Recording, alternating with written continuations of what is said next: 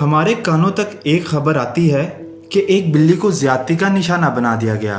फिर पता चलता है 7 साल की ज़ैनब को हवस का निशाना बनाकर इस फूल को मसख दिया गया। फिर एक रोंगटे खड़े कर देने वाली खबर आती है कि एक नौज़ायदा बच्ची किसी की हवस का निशाना बन गई। अभी ये दर्द नहीं भूले थे कि एक वीडियो मंजरे आम पर आती है जिसमें इमाम मस्जिद एक मासूम फूल को अपनी जिनसी हवस का निशाना बना रहा है, और वो भी अल्लाह के घर में। और अब इस खबर ने रोंगटे खड़े कर दिए कि पंजाब की महफूज तरीन समझी जाने वाली सड़क पर 2 बच्चों की मां को 2 नामालूम अफराद ने गन पॉइंट पर इसी के बच्चों के सामने ज्यादती का निशाना बना दिया गया। अगले दिन तहकीकात शुरू होती है तो CCPO का बयान आता है कि गलती इस औरत की थी जिसका रेप हुआ।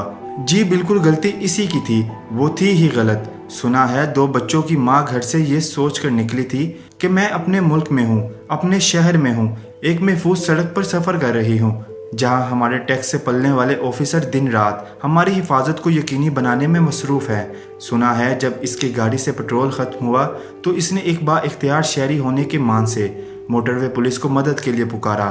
सुना है इसने अपने रिश्तेदारों को यह कहकर तसल्ली दी कि मैं मोटरवे पर हूँ, यहाँ मैं महफूज हूँ। लेकिन अफसोस हमारी बहन ये भूल गई कि यहाँ की पुलिस, यहाँ के अदारे डंग टपाओ सोच के हामिल हैं जो नौकरी खिदमत के लिए नहीं पक्की तनख्वाह की गर्ज से करते हैं। बस यही एक गलती थी जिसकी इसने सजा भुगती, यही एक गलती थी जिसका खमियाजा इसे अपनी इज्जत गवा कर भुगतना पड़ा। सुना है वो मदद के लिए पुकारती रही, लेकिन इसके मुहाफिज ये तय करने में मसरूफ थे कि ये इलाका आता किसके हिस्से में है। वो रास्ता देखती रही कि अभी कोई गाड़ी सायरन बजाती हुई आएगी और मुझे इन दरिंदों से बचा लेगी, लेकिन वो मुहाफिज ये सोच कर बैठे रहे कि कुछ घंटों बाद हमारी शिफ्ट ख़त्म हो जाएगी और अगली शिफ्ट वाले इस केस को डील कर लेंगे। हाँ, CCPO साहब सच कह रहे हैं, हमारी बहन बेवकूफ़ थी, अपनी गलती से नुकसान करवा बैठी। बिल्कुल वैसे ही जैसे 7 साला ज़ैनब चॉकलेट दिलाने वाले अंकल के हत्थे चढ़ गई, बिल्कुल जैसे माँ अपने 10 साला बच्चे को मोहल्ले के मोअज़्ज़िज़ इमाम के पास पढ़ने भेज देती है, बिल्कुल ऐसे ही। लेकिन क्या ये हमारे मुहाफिज जवाबदेह हैं? ये सवाल तो सवाल ही रहेंगे, जवाब कभी नहीं मिलेंगे। CCPO साहब आप बिल्कुल बजा फरमा रहे हैं कि जागते रहना, हम पे ना रहना।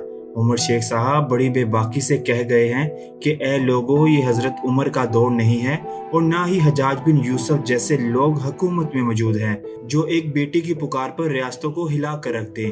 ये अंधी, बहरी, गूंगी और नाअहल हुकूमत है जहां आपकी इज्जत, जान और माल की हिफाजत आपके अपने हाथ है।